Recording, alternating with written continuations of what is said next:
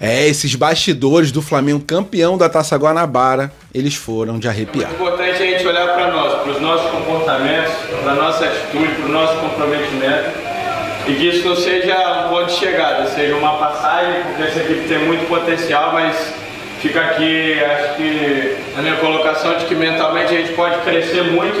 É isso, Mengão campeão da Taça Guanabara e o Danilo mandando muito bem nas palavras no vestiário. E falando sobre Thiago Maia, olha só o que o presidente do Santos falou sobre a provável contratação desse jogador. Presidente, qual que é a situação do Thiago Maia? Tá acertado, tá vindo? Quantos que ele se apresentou no CT? O Thiago Maia é uma novela, nós tínhamos acertado com o Internacional, que era até então a dificuldade do processo. Já tínhamos também feito essa conclusão com o Flamengo, porém agora o Flamengo exigiu garantias bancárias ou algumas garantias que o Santos está tratando para viabilizar essa contratação. Então exige de nós ainda um período para que a gente encontre como seriam essas garantias, no caso ou de direitos que nós temos no televisionamento, que graças a Deus ainda nós não fizemos antecipações, diferente do ano passado, então estamos tentando essas alternativas. Não vai acontecer? Se nós conseguirmos alcançar essa conclusão exigida, sim. É isso aí, Flamengo não está errado de pedir, de exigir essas garantias bancárias do Santos, porque já sofreu muito em relação ao Mateuzinho, quando o Corinthians contratou e o Flamengo só recebeu por causa da garantia bancária, e também do Thiago Maia, né, que o Flamengo vendeu para o Inter e o Inter até hoje não pagou nenhuma parcela. Então o Flamengo está certo em pedir essas garantias bancárias. Vamos falar também sobre o Lohan, tem 4 clubes da Série A querendo a nossa joia, o nosso jogador. Falando sobre Flamengo e Vasco, hoje saberemos onde será a primeira partida, né? O Vasco quer levar essa primeira partida para São Januário, mas essa situação é uma situação bem difícil de acontecer. Já já eu te explico por quê. A data dos jogos, ela já foi definida, já já eu passo para vocês também. Sobre departamento médico, 3 reforços que o Flamengo terá para essa partida contra o Vasco no sábado que vem, na semifinal, né? Uma notícia ruim sobre o Cebolinha, mas não é tão ruim assim. Falando sobre a base do Flamengo, o Flamengo, além de estrear na Libertadores nesse mês de março, no Sub-20, o Flamengo também vai fazer sua estreia na Copa do Brasil Sub-17. É o time lá do Joshua, do Pablo Lúcio, né? Excelentes, bons jogadores. E sobre jogadores que saíram, estão sofrendo, né? Como estão sofrendo, tanto o Gabigol quanto o Fabrício Bruno lá no Cruzeiro. Essas e outras vocês encontram agora na Flageral TV. Mas antes disso, por favor, deixe seu like, se inscreva no canal e vamos para as notícias, que é o que interessa. Isso aqui é Flamengo! E rapaziada, vamos começar o vídeo falando sobre esse grande confronto, né? O clássico dos milhões que acontecerá tanto nesse sábado quanto no outro sábado. Foi definido pela Ferj as datas. Os horários, eles ainda não saíram, né? Mas como o jogo será sábado, e a Globo não passou o jogo às 7 horas da noite no sábado, provavelmente as partidas elas sejam às 9h45 ou às 9h30, mas o horário dos jogos ainda não estão definidos, ok? Flamengo jogará dia 1º de março e também dia 8 de março. E ainda existe mais uma dúvida sobre esse confronto, né? O local da primeira partida, até porque o mando do segundo jogo é do Flamengo, e não é mistério para ninguém que o Flamengo fará essa partida no Maracanã.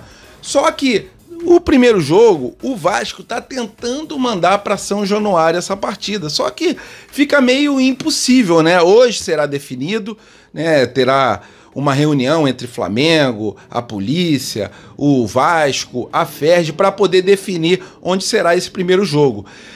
Sendo em São Januário, é uma hipótese muito remota, teríamos que ter torcidas divididas, né?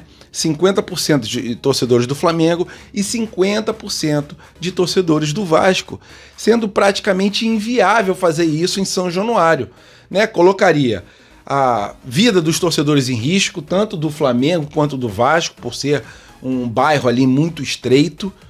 Em segundo lugar, não dá para separar as torcidas na arquibancada. Até dá, mas São Januário, que já é pequeno, perderá ainda mais capacidade para um jogo de milhões e milhões, né? Com um apelo muito grande em relação aos torcedores quererem ir, e não tem muito cabimento colocar esse jogo em São Januário, né? O melhor lugar é o Maracanã, tanto na primeira quanto na segunda partida. Pode ser que o Vasco tente colocar o jogo lá no Engenhão, né, no estádio do Botafogo, mas também é uma hipótese remota, menos remota do que colocar em São Januário, que é praticamente inviável. Então é isso, na data de hoje a gente saberá pelo menos em qual local ficará esse jogo. E aí a Globo está conversando com a FERJ para determinar também o melhor horário para a primeira e para a segunda partida que serão jogados, tanto no dia 1º quanto no dia 8 de março. E aí, para apimentar um pouquinho esse clássico, o Verratti, que é atacante lá do Vasco, ele disse o seguinte sobre essa semifinal: agora o time chegou para vencer o Flamengo e tem muita sede de revanche. Perdeu a noção do perigo, né? Mas também ele é atacante do outro time, ele falaria o quê? Falaria que ia perder? Não, eles vão tentar a vitória, vai ser um grande jogo. O Vasco realmente deu uma melhoradinha, só que o Flamengo tá na ponta dos cascos. É o time a ser batido nessa temporada de 2025. Se Deus quiser, tudo dará certo nessa semifinal com 2 vitórias do Flamengo. Lembrando que o Flamengo, por ter se classificado como primeiro colocado, sendo campeão da Taça Guanabara, ele joga por 2 resultados iguais. Exemplo: 0-0 primeiro jogo, 1-1 segundo jogo, o Flamengo se classifica, tá? O Vasco só se classifica se realmente conseguir uma vantagem no placar nesses jogos aí de semifinal. E nação, falando sobre o mercado da bola, 2 situações distintas para falar para vocês. A situação do Thiago Maia, que vocês viram um trechinho, né, do vídeo do presidente deles no começo, e também a situação do Lohan. Vamos começar pela nossa joia, Lohan, jogador de 20 anos, um jogador que tem uma qualidade ímpar com a bola nos pés, e o Flamengo está tentando essa negociação. A gente sabe que a janela de contratações ela está se fechando, mas o Flamengo ainda tem um certo tempo para conseguir definir, né? Porque tem 4 clubes aqui da Série A que quer a contratação do Lohan: Bahia, Fortaleza, Mirassol e também o time do Bragantino. Desses 4 clubes, sinceramente, eu não negociaria com o Bragantino por tudo que o Bragantino já fez em outras negociações, né? Sempre que o Bragantino vai negociar com o Flamengo, o Bragantino primeiro coloca o valor do jogador lá em cima e tenta de todas as formas atrapalhar a negociação. Então eu não daria nada de mão beijada mais pro Bragantino, né? Já basta aquele empréstimo do Matheus Gonçalves para eles gratuitamente.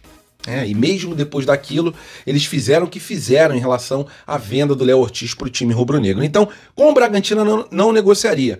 Temos aí o Mirassol, que é um clube interessante, subiu agora para a Série A. Desses 4 clubes, Fortaleza, Bahia, Mirassol e também o Bragantino, o Mirassol, na minha opinião, é o que ele teria mais oportunidades como titular, né?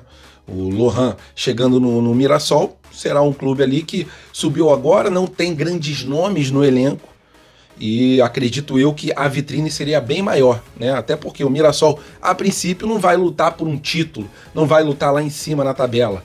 Então seria um clube ali que o Lohan poderia muito bem se destacar. Em relação ao Bahia, foi o primeiro clube interessado no Lohan, é um grande clube também, com uma grande SAF, né, a maior SAF do mundo praticamente, que é a SAF lá do Grupo City, e o Fortaleza, também um clube ali muito bem organizado, o técnico, excelente técnico, né, a diretoria do Fortaleza é uma diretoria muito honesta, né, em relação a poder contratar e a pagar jogadores, né, salários em dia, jogadores que não tem tanta expressão assim, só que é aquilo, né?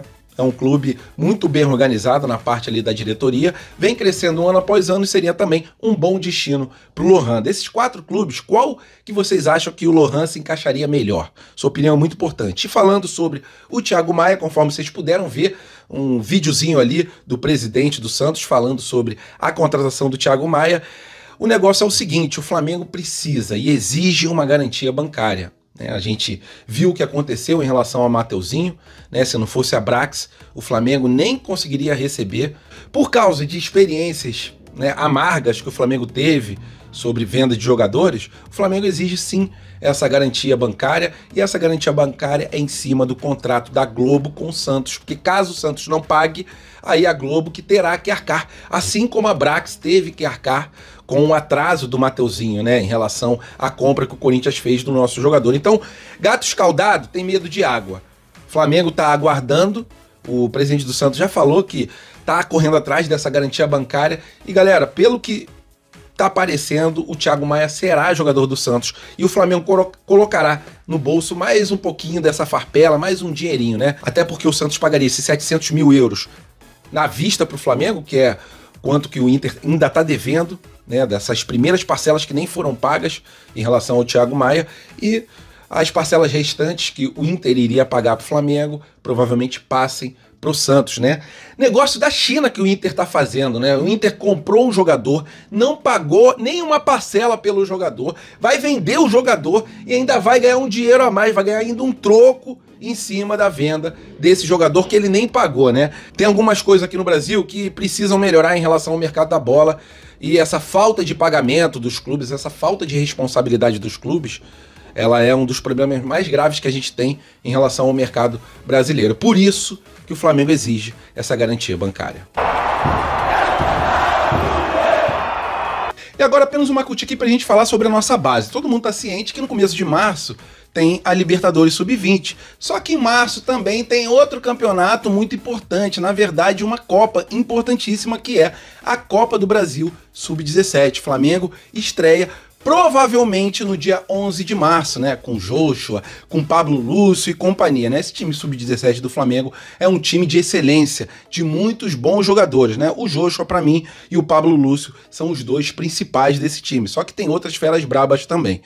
O Flamengo vai jogar contra o Porto Vitória do Espírito Santo. Partida, conforme eu falei, prevista para a data do dia 11/3, mas se não for nessa data, será ou dia 10 ou dia 12/3, né?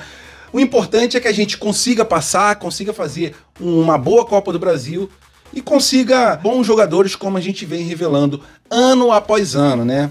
Estamos aproveitando bastante o Wesley no time profissional e que da base do Flamengo saiam mais Wesleys, né? Mais jogadores com qualidade, mais Vinícius Júnior, mais Paquetá, porque são jogadores que passam pelo Flamengo, né? Como foi o caso aí do Vinícius Júnior, do Paquetá, e batem asas e voam lá na Europa.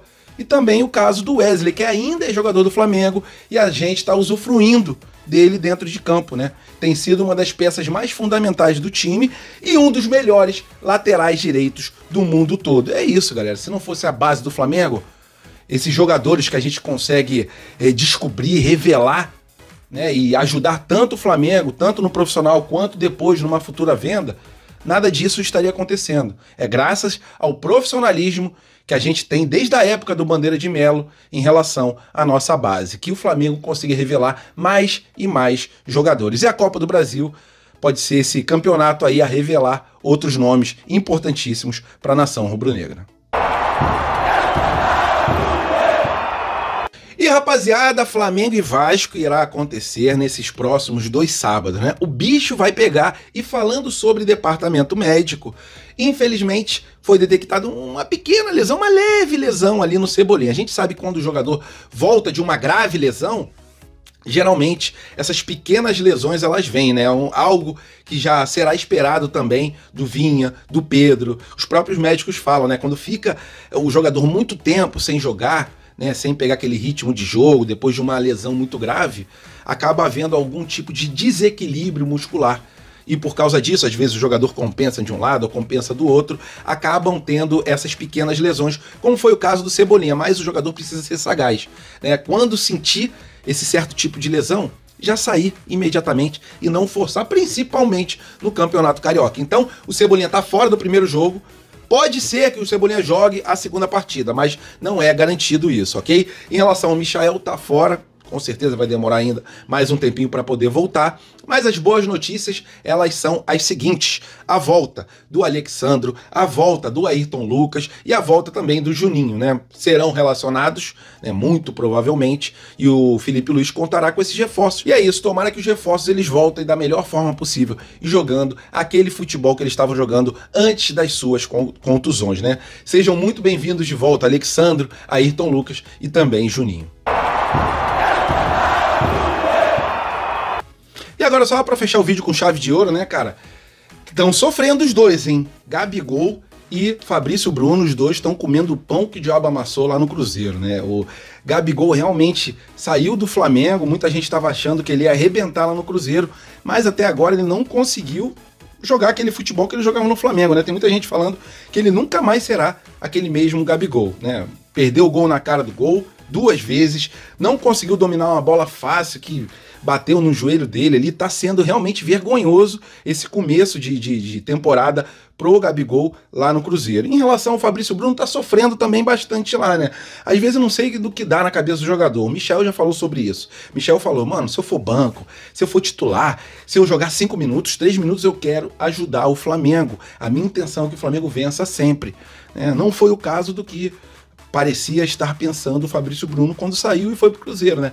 Ele sabia que no Cruzeiro ele seria titular absoluto, mas a diferença de grupo, mesmo o Cruzeiro montando um time caríssimo, ela é gigantesca, né? Ela é abissal, é enorme essa diferença. O Flamengo já tem um clube ali, um time, na verdade, melhor dizendo, um time muito bem entrosado, cada um conhece o outro, às vezes a amizade pode não ser tão grande, mas cada um conhece o cara que está do lado dentro de campo, né? E geralmente um corre pelo outro, ainda mais com o Felipe Luiz à beira do campo. Então, que começo difícil aí, apenas uma curiosidade aqui, mas que começo difícil pro Gabigol, principalmente, e também pro Fabrício Bruno. Eles têm um bom técnico, o Cruzeiro tem o Léo Jardim, é um técnico que tem muita inteligência, e se ele conseguir tirar ali bons frutos, o Cruzeiro será um time difícil de bater, de ser batido nessa temporada de 2025. Mas por esse começo aí, os dois realmente estão comendo o pão que o diabo amassou. É isso, apenas uma curiosidade. Se gostaram do vídeo, por favor, deixe seu like, se inscrevam no canal, fiquem com Deus, até a próxima e saudações.